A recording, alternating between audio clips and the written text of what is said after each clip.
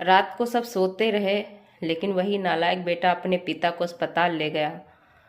छोटी सी स्टोरी है, प्लीज़ पूरी सुना। हार्ट टचिंग है, अगर अच्छी लगे तो लाइक सब्सक्राइब जरूर करना।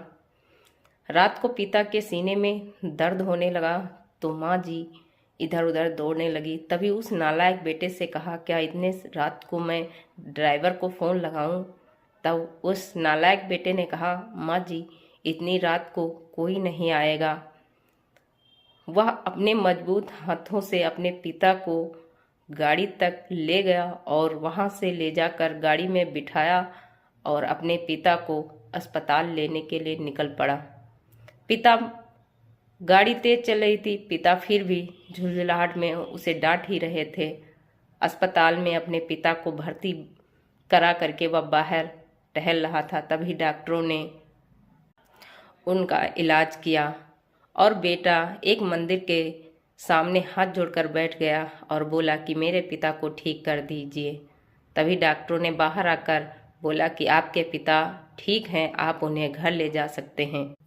यह सुनते ही बेटा अपने पिता को सुबह घर ले। पिता का तेज कड़क स्वभाव, वह अपने बेटे को रास्ते भर तो डांटते रहे, लेकिन घर में भी डांटने लगे।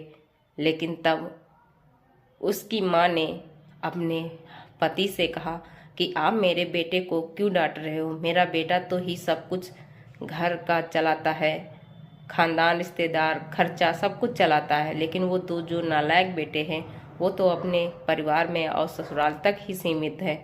माना कि हमारा छोटा बेटा पढ़ाई लिखाई में धीम था, लेकिन आप उसमें कौन सी कमी है जो हर बार डांटते हो? पिता कुछ नहीं बोला। वह नीची नजरें करके उठा करके बोला कि मैं अपने बेटे को इसलिए डांटता हूँ कि काश वो उन दोनों की तरह ना निकल जाए। मेरा भी दिल चाहता है कि मेरा बेटा हमेशा मुझे पिता कहकर बुलाए और मैं उनसे गले लगाकर प्यार दूं। इतना कहकर उसकी माता ने अपने पति के हाथ पकड़ लिए और बोली, आप इस पाप में मुझे भागीदार मत बनाओ। यह सब बातें बेटा बाहर सुन रहा था। अब उसकी आंखों में कोई शिकायत नहीं, बस अपनापन था।